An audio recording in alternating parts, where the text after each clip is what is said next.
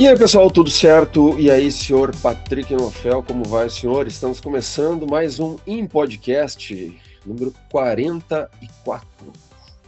Exatamente, mais um episódio para conta. Eu estou bem, final de ano chegando, começa a correria, planejamento que ainda não foi feito para 2026, o normal da vida, as coisas que ficam para o acaso, digamos assim. Os alunos pedindo nota.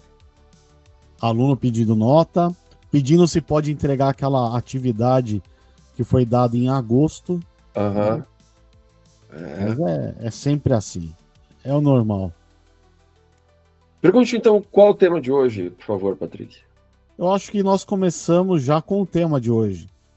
Já O tema começamos de com hoje é o acaso. o acaso. Não tem tema hoje. Não tem tema. Vamos deixar que o tema nos encontre durante o podcast. Sempre a gente escreve roteiro, né? A gente tenta ir de alguma forma por algum roteiro, por alguma estrutura. E não sei se você é assim também, né? Você já deve ter percebido que eu tenho eu preciso ter uma sensação de controle sobre algumas coisas, né? Por isso eu quero sempre me organizar, planejar. Você falou em planejamento para o ano que vem, né? Então, possivelmente você tenha essa mesma visão das coisas, né? Só que a grande questão é que a gente não controla nada, né? A gente é bastante influenciado pelo acaso, né? Pelo imponderável. Exatamente. Inclusive, a gente pode se lembrar de várias coisas que foram descobertas ao acaso, por exemplo. Ah, Você sabia disso, né? sim, sim, certamente, né? Por mais que a gente planeje as coisas, sempre aparece alguma coisa que vem do acaso, que a gente não controla, algo que é imponderável e que acaba mudando o rumo das coisas, né? Isso é bastante comum, né? Muitos dos maiores avanços, eles não foram planejados, foram, vou usar aqui uma expressão, acidentes felizes. Vou dar um exemplo aqui, que é um caso, que é o do post-it, por exemplo. Aham. O cara era para inventar um adesivo, só que o adesivo não ficou do jeito que ele queria, e aí no fim o post-it, podemos dizer que ele nasceu de um erro de um laboratório. E hoje, quem é que não usa post-it, né, cara? Uma Uhum. das coisas que que eu mais usei na minha vida foram esses pequenos blocos com cola para anotar ideias, anotar eventos. É uma cola que não deixa a marca, então ele é muito prático também, né? E uma Sim. coisa que me surpreendeu, que foi descoberta pelo acaso, foi a penicilina, né? A penicilina foi descoberta pelo acaso ali, né? Então, muito dos avanços do mundo são feitos pelo acaso, né? E é uma questão também, sei lá, que isso eu já venho tentando trabalhar em mim mesmo há um bom tempo, sem muito sucesso, evidentemente, de aceitar isso, né? De aceitar que você não consegue controlar tudo, que você não consegue planejar tudo. Até, por exemplo, quando eu tinha pensado em, né, que eu te falei, para a gente fazer um episódio sem roteiro, né, completamente no improviso, e justamente sobre esse tema do acaso e do improviso, e também pensei nessas questões de invenções e inovações que surgiram, né, da capacidade de improvisar, né, que é necessária, e quase que eu desmarquei o podcast hoje porque aconteceu algo assim completamente, né, uma torneira, né, quebrou e começou a vazar água e eu fui tentar consertar, mas o registro também estava emperrado, ficou vazando, a torneira ficou, né, deixando passar água a noite inteira. A, a caixa d'água do meu prédio, acho que quase que esvaziou. Enfim, eu comuniquei o síndico, etc, etc, etc. Conversei com dois encanadores diferentes, né, com a empresa de seguro e por aí vai. Daí, primeiro um não resolveu, até que chegou o encanador, que é o cara que eu sempre chamo. Ó, questão do acaso, porque eu não ia prever, sabe, não estava na minha cabeça que uma torneira pudesse me atrapalhar a vida, né? e quase que eu te falei assim, ó, hoje eu não vou poder gravar porque eu estou resolvendo problemas hidráulicos, né? E chegou o cara aqui, o cara falou assim, e eu tinha já combinado, planejado com o síndico que às 14 horas ele ia cortar a água do prédio inteiro, né? Já que o meu registro está precisando também de reparos, né? Chegou o encanador e falou assim: não, não, não, deixa comigo, eu não precisa nada disso. Eu já tenho experiência aqui. Ele apertou aquela mangueira que se chama o flexível, né? E trancou a água, e com uma outra mão ele tirou uma pecinha de plástico que ele pegou, uma outra, colocou lá e resolveu o problema. Tá? O outro queria trocar a torneira inteira, queria trocar aquela mangueira, queria trocar se deixasse até O encanamento. o encanamento, exatamente. Então, tem duas coisas interessantes aí, né? O acaso, né? E, e essa capacidade de improviso, que ela só funciona bem, eu estava até refletindo sobre isso, ela só funciona bem se você estiver preparado, se você tiver conhecimento. Porque se você não souber o que você está fazendo, se você for improvisar, a coisa está ruim. Tá? Agora, o improviso só funciona bem para aquela pessoa que está preparada. Como no caso desse encanador, que é muito experiente, o cara tinha muita experiência, deu jeito. Agora, o outro lá estava envolto também na burocracia da empresa de seguro e não sei o quê, então acabou. Né? Às vezes, aquilo que. Acho que a gente também tem que deixar espaço para esse tipo de coisa, para esse tipo de improviso. Tá? Precisa. Inclusive, tem um autor, não sei se você lembra dele, é o Nassim Taleb. Já ouviu falar do Nassim Taleb? Ele escreveu aquele livro que é famoso, até que chama O Cisne Negro. Tá? Isso! E é Iludidos pelo aqui, Acaso. iludidos pelo acaso. Nesse livro, ele fala uma frase que é assim, que a maior parte do que acontece no mundo é resultado do acaso e não da habilidade humana, né? Porque o Taleb, ele afirma que nós, seres humanos, queremos criar narrativas para explicar eventos aleatórios. Então, quer dizer, a gente quer Sim, forçar uma narrativa, sim. né? E também a gente superestima as nossas habilidades, Uhum. né? Quando a gente não quer ir por improviso, não quer viver do acaso, a gente acaba superestimando as nossas habilidades, né? E também a gente subestima a força dos eventos imprevisíveis. Quer dizer, a gente quer, em outras palavras, ter controle de Sim, tudo, né? sim. Mas não é assim que funciona. Inclusive, você me fez pensar em algo que é na música. Né? Uhum. Na música há muita improvisação. Há muita questão, por exemplo, solos de guitarra. Como que ia nascer um solo se o guitarrista ali não tivesse estudado horas, criado o repertório e fizesse ali algo improvisado para criar um solo que depois ele repete várias e várias vezes, né? Esse, você falou Nassim Taleb, eu tenho alguns livros aqui que eu acho bem legais, né? Sendo que o mais legal é, sem sombra de dúvida, esse aqui, que é uma Não, obra-prima, o Daniel Kahneman, né? né? Que eu trouxe, inclusive, aqui para minha estação espacial aqui, né? Que até hoje, assim, esse livro é realmente uma obra-prima, tanto assim, o ganhador de Nobel de Economia, sendo um psicólogo, né? É um dos criadores da economia comportamental, né? Que de certa forma o Taleb também participa disso. Tem esse outro aqui, Super Crunchers. Tem esse outro aqui que cita muito Rápido Devagar, o Andar do Bêbado. Esse do Taleb eu já mostrei. Tem este outro aqui, né? Mas a obra-prima realmente Rápido e Devagar. Tá? Esses caras são geniais. E então tratam da economia comportamental, realmente de como eventos exteriores impactam a nossa vida e a gente não tem o mínimo preparo para lidar com eles, ninguém tem. Tá? Uh, Esses caras, inclusive, deixam o pessoal do mercado financeiro bastante chateado.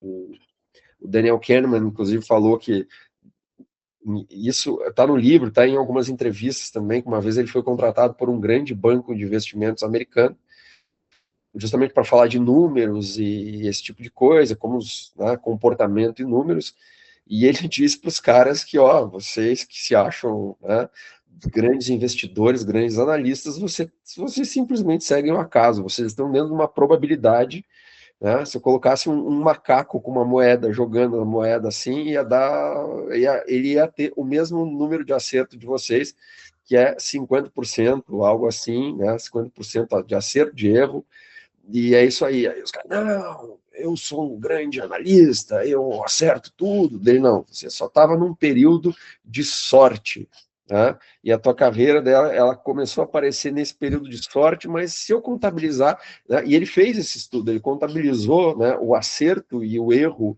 desses investidores, ele viu que basicamente era isso aí. Tá?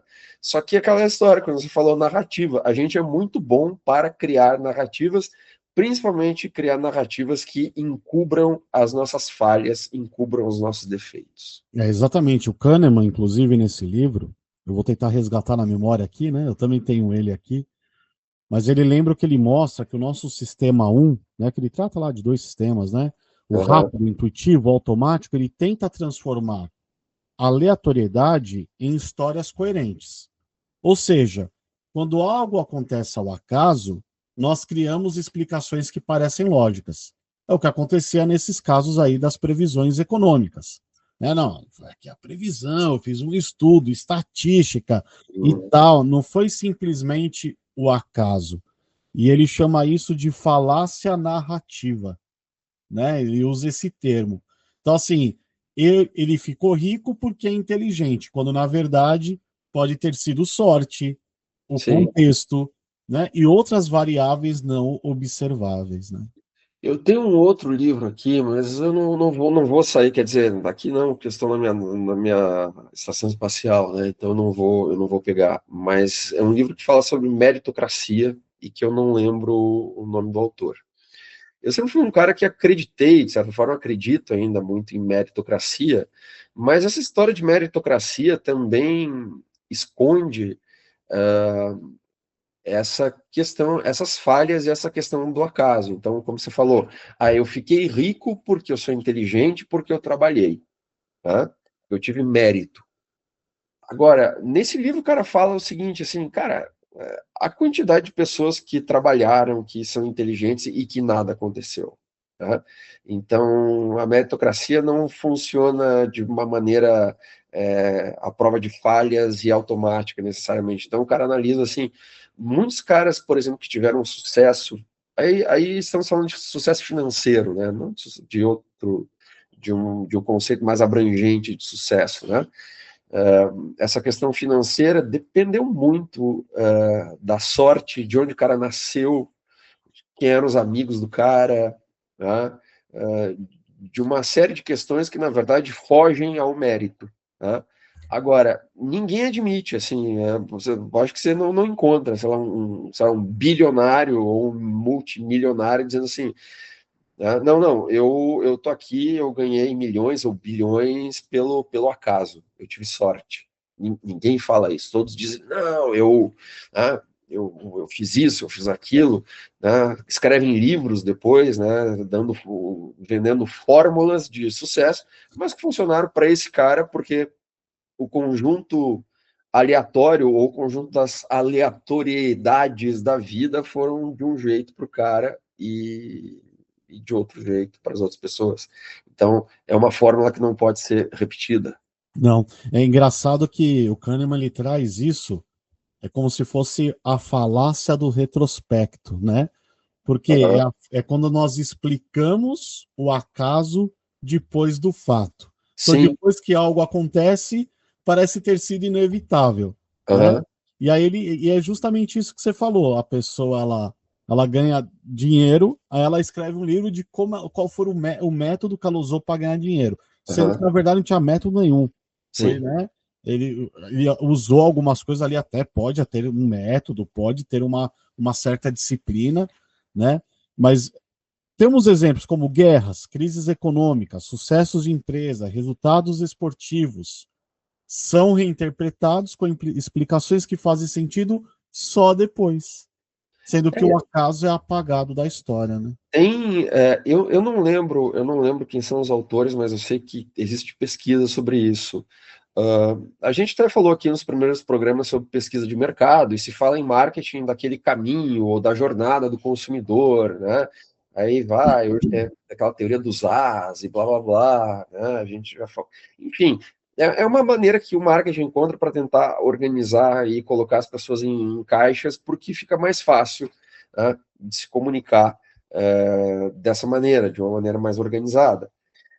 Então, existe muita teoria sobre comportamento do consumidor. Agora, se a gente lê boa parte dessa teoria, ela mostra o consumidor como uma pessoa racional, tá? Que até o Kahneman usa um outro termo, acho que como é que é, economes, uma coisa assim, né? São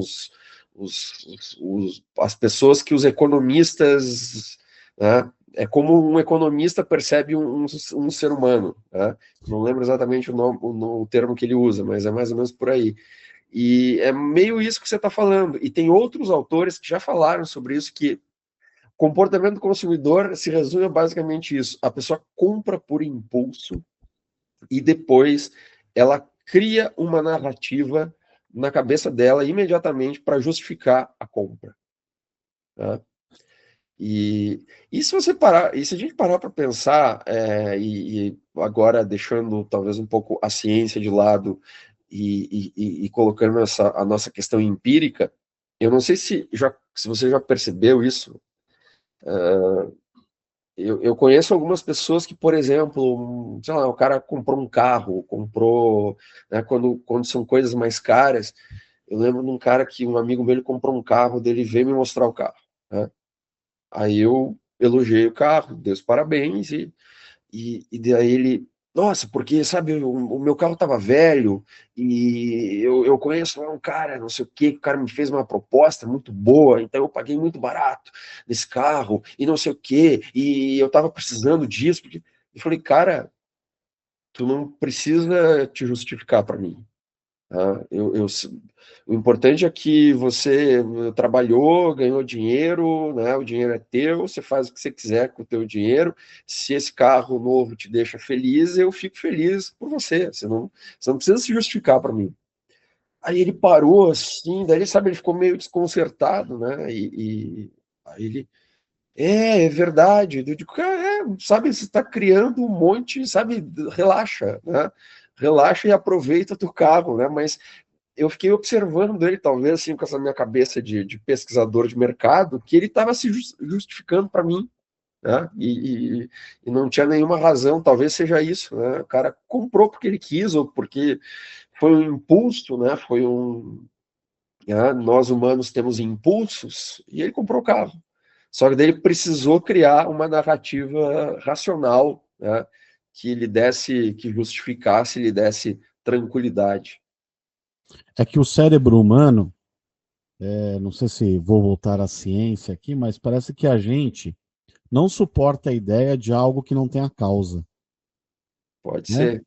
Então, então, enquanto então, quando um evento aleatório acontece, ou a gente conquista algo, ou a gente muda de carro, parece que a gente corre para inventar uma história que faça sentido, como se a gente fosse julgado o tempo inteiro, né?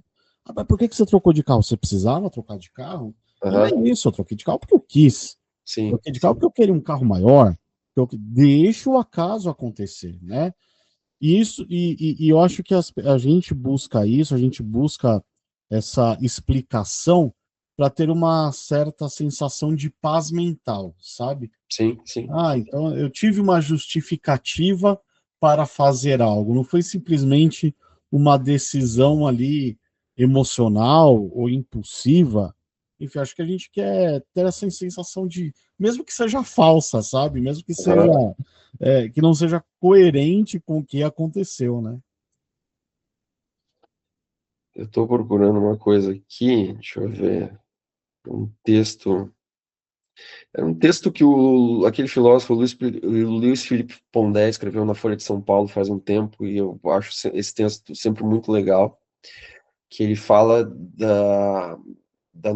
dos tipos de vida, dos tipos de existência, mais ou menos isso. Então, ele fala de uma vida que seria uma vida ética, que seria aquela vida, por exemplo, regida por alguém assim que é muito religioso, alguma coisa assim, que acredita em algo além, né? Aí ele fala da vida romântica, que seria aquele cara que faz só as coisas que lhe agradam, etc, etc e tal. Mas enfim, e que todo mundo de alguma forma, né, tenta se encaixar, né? Porque a gente tem um pavor absoluto, né, do desconhecido, um pavor absoluto de talvez sair fora do padrão da maioria. E é preciso, talvez, até muita coragem para sair no padrão. Né? E ele cita dois filósofos, um era o Nietzsche e outro é um filósofo americano, Richard,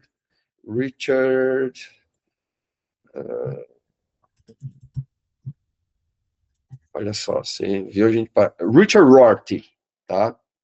Uh, os dois têm conceitos assim parecidos, tanto o Nietzsche quanto o Richard Rorty, de que a vida pode ser uma folha em branco ou que a vida pode ser, na verdade ele usa um termo mais legal ainda, uma vida autoral, tá? Que você mesmo topa viver pelos teus próprios valores, pela tua própria consciência. E ele fala assim: é preciso ter estômago e coragem para viver uma vida desse tipo. E realmente é, né? Porque a gente fica muitas vezes tentando, você acabou de falar, né? A questão da cobrança que os outros nos fazem, né? Tipo, de a gente achar muitas vezes justificativas para os outros e não para si mesmo, né? Ou Sim. mesmo de assim, não tem nenhuma justificativa. Eu fiz Pronto, fez porque queria. porque queria, apareceu. Né? É. O Nietzsche, ele fala isso quando ele fala sobre o amor fati, né? Que é dizer sim ao acaso, né? Porque ele acreditava muito que a vida é caótica, Sim. imprevisível, cheia de acontecimentos aleatórios, né? E aí ele propõe que a gente não deve apenas suportar o que acontece, mas amar aquilo que acontece, né? Então olha só que interessante abraçar esse tipo de filosofia na vida, né? E aí você olha assim, meio, o budismo é meio isso aí também. Né? É, Tipo, eu não sou um especialista em budismo, mas eu comecei a estudar faz algum tempo, tentar praticar faz algum tempo, então eu sou um iniciante nisso, mas existe uma concepção que eu não sei se é do Buda ou é de, enfim, de algum Bodhisattva ou sei lá de quem, que aquela história, a gente não pode mudar a realidade está aí, tá? Que acho que inclusive é um conceito do Nietzsche também, a realidade é essa e não tem diferença. Mas a questão é de como que a gente interpreta essa realidade, né? Como que a gente abraça essa questão do acaso, que aí pode fazer com que a nossa vida fique melhor ou pior. Né? Tipo, ontem eu quase surtei pelo fato de que a minha torneira estava vazando, mas eu comecei a tentar me concentrar, calma, é apenas uma torneira vazando. Tá? É um mecanismo simples. Quando eu chamar o encanador, ele vai saber o que fazer. Né? Eu até sei o que fazer, eu só não tenho ferramentas, enfim, eu não consigo. Mas depois eu descobri que o encanador sabia muito mais do que eu, e que eu não sabia nada o que fazer. Mas, sabe,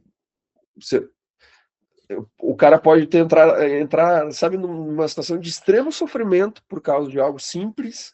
Né? Como o cara pode olhar e dizer assim: olha, eu fiz o que deu para fazer, eu já avisei o síndico, né? Amanhã às 14 horas ele vai cortar o registro do prédio, as pessoas vão ficar uma hora sem água, mas enfim, não é culpa de ninguém. O encanador vai resolver o problema e ok, né? Não, ponto. Né? Mas aí se deixa, a nossa mente começa também a criar, né, criar coisas, não, porque isso não podia ter acontecido, não, porque eu preciso, né, tipo, por exemplo, eu preciso saber consertar isso, eu preciso saber resolver isso, como é que eu não consegui arrumar uma torneira, né? E aí vai, né? por isso que, um psicólogo famosíssimo, né? Jean-Paul Sartre, já ouviu falar dele, não? O Sartre era psicólogo também, Não era psicólogo ele? filósofo, É, filósofo, né? filósofo. Filósofo. Então vamos lá. Então eu errei Não sei se aqui. fez psicologia, mas Eu fui conheço ao o acaso. Sartre como filósofo e escritor. Eu fui ao acaso aqui. Então eu falei ao acaso, mas ele era um filósofo, né? Filósofo, ele falava o seguinte: ele foi um filósofo, escritor e dramaturgo francês, né? Por isso que ele falava que o ser humano nasce sem essência. Começa por aí, né? Então a gente vai aprender e vai definir aquilo que a gente é durante a nossa vida. E a gente aprende o que a gente quiser. Se você quiser aprender quiser aprender a arrumar a torneira, tudo bem.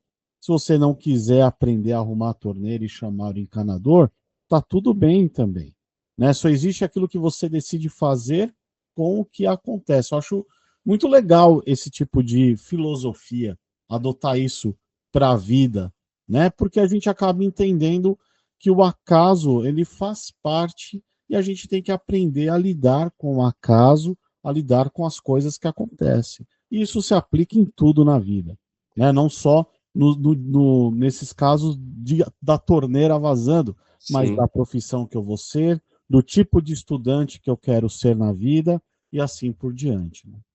É muita coisa, né? Realmente, assim, e se a gente, eu não entendo nada de estatística, mas se a gente chamasse alguém que entendesse de estatística e fosse colocar, por exemplo, a quantidade de variáveis que fazem parte da nossa vida e tentar fazer um cálculo aí de probabilidade, não se chega, não, ia ser um número, acho que tão absurdo de probabilidades, que não tem como calcular isso. Se não tem como calcular, não tem como controlar isso, né? Hum. Por isso que eu achei genial, assim, foi um dos melhores filmes que eu vi, assim, nos últimos tempos, porque, sabe, ultimamente eu ando meio chato para filme, tanto que eu, eu, eu tô vendo cada vez menos filme e me interessando cada vez menos por cinema. Antes eu adorava cinema e tô gostando cada vez mais de ler e menos né, mas eu gostava muito de cinema, mas teve um filme que eu achei genial, ganhou o Oscar, inclusive de forma totalmente merecida, foi aquele filme de 2022 que é Tudo em Todo Lugar ao Mesmo Tempo. Com aquela, agora eu tô tendo que ler aqui, eu não tenho isso de memória, tá? Aquela atriz que é sensacional, a Michelle Yeoh, que eu não sei, agora, peraí, isso. E aquele gurizinho, lembra dos Goonies? Acho que era dos Uhum. Goonies, que tinha aquele gurizinho que apareceu, né, que é o Ke Huy Quan, e que apareceu, e que ganhou aí depois, assim, teve retomada a sua carreira, né, ganhou o Oscar de melhor ator coadjuvante. Esse filme é genial porque justamente fala um multiverso, né? E daí a vida daquelas pessoas, assim, o que poderia ter acontecido com a vida, né? Se elas tivessem tomado decisões diferentes. E daí é mostrando no multiverso todas as existências dessas pessoas, né? Por isso o nome Tudo em Todo Lugar ao mesmo tempo. Achei genial esse filme. Né? Porque o que acontece na nossa vida? O acaso coloca peças aleatórias no nosso tabuleiro, né? Mas nós somos o único jogador, a gente que decide os movimentos daquela peça. E não existe destino dizendo como a gente deve fazer aquela determinada jogada, né? Então, E tem, realmente, né, cada decisão que a gente toma vai interferir no nosso caminho e são consequências que a gente tem que levar, né? Mas é, é, é a imprevisibilidade da vida. Assim como este papo está sendo, Sr. Giovanni, um papo imprevisível, totalmente ao acaso, nada preparado, mas a gente aí está tentando relembrar coisas que a gente leu, viu, estudou, enfim, né? cara, tu não fica te perguntando, por exemplo, esse filme, né? Ele mostra as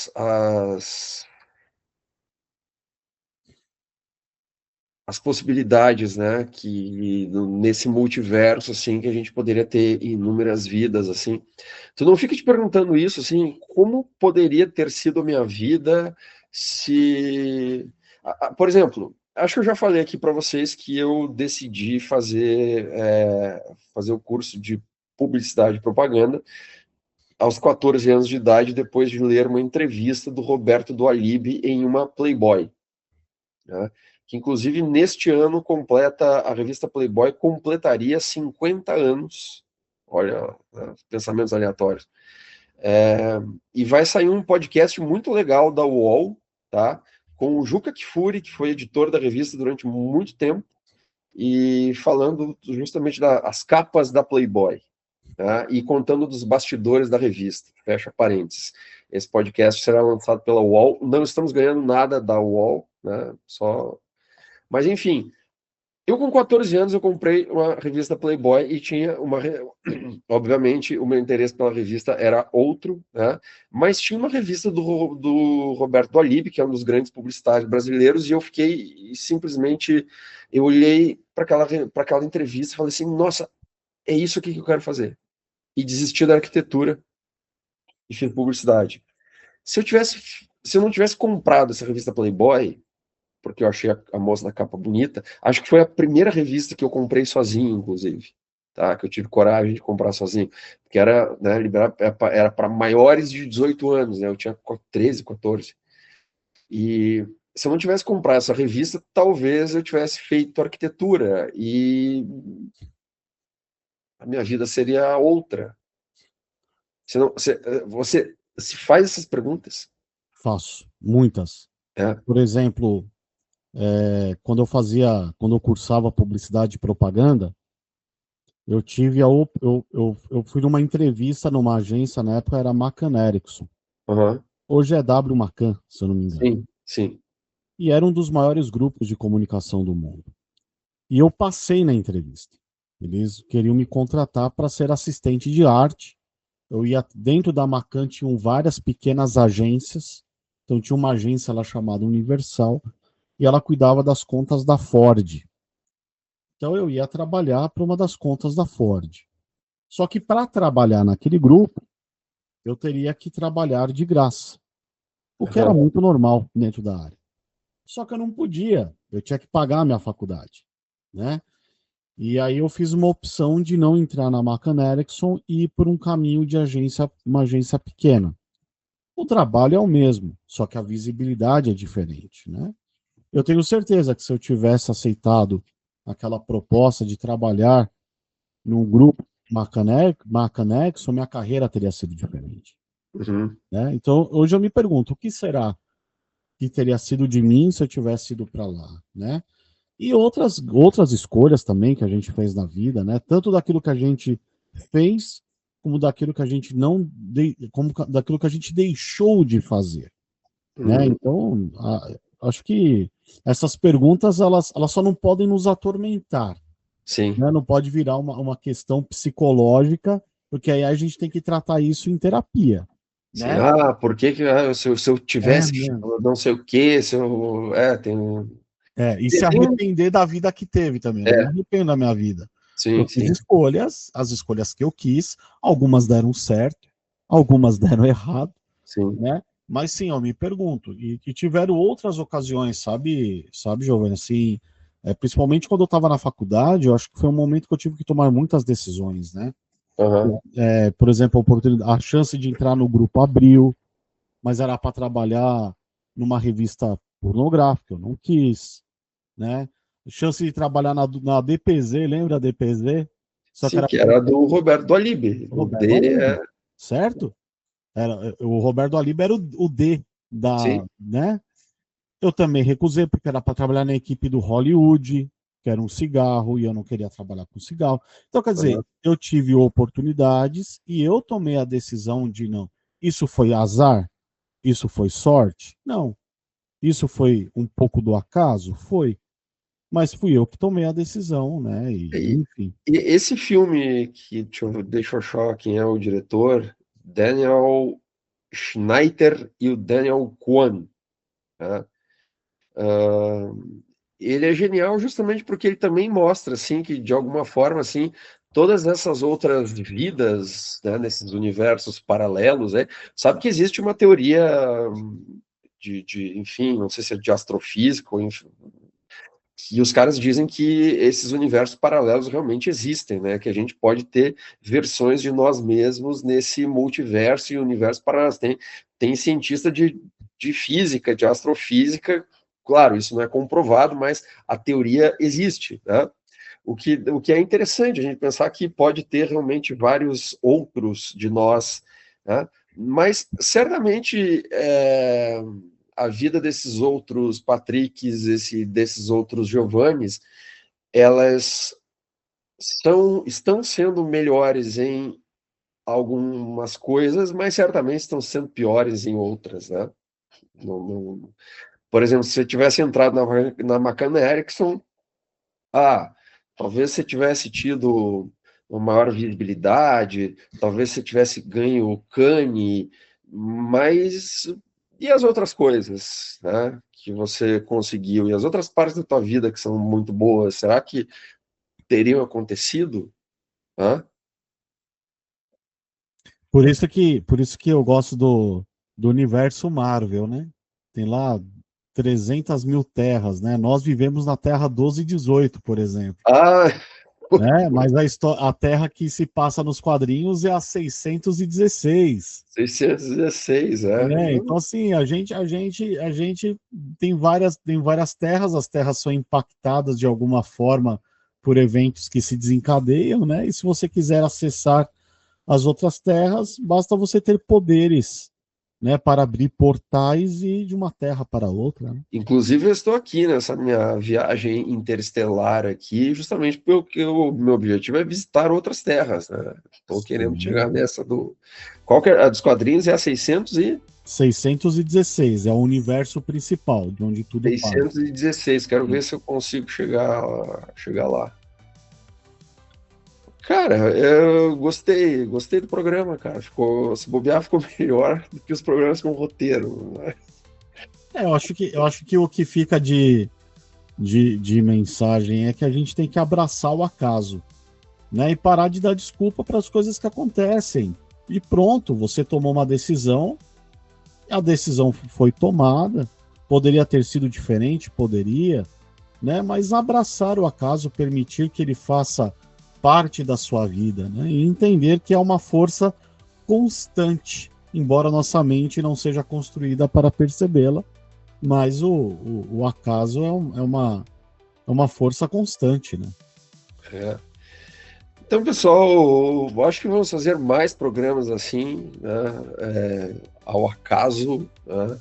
Programas, enfim, sem tanto rigor, sem tanto controle. E nos sigam, né? Entrem em contato conosco, tanto no planeta 1218, 1218. 1218, quanto no 616. 16. Né? Isso. Então, eu estou indo agora para o planeta 616 e falo com vocês a partir de lá. Tá? Exatamente. Um grande abraço para todos e lembre-se, ó, só para finalizar aqui, ó, sorte é quando o acaso encontra preparo e azar é quando o acaso passa e a gente não percebe. Então, não deixe este episódio passar e não prestar atenção no que falamos. Um grande abraço e até o próximo Podcast. Como é que é do Dr. Spock? Fazer assim, né? Tchau.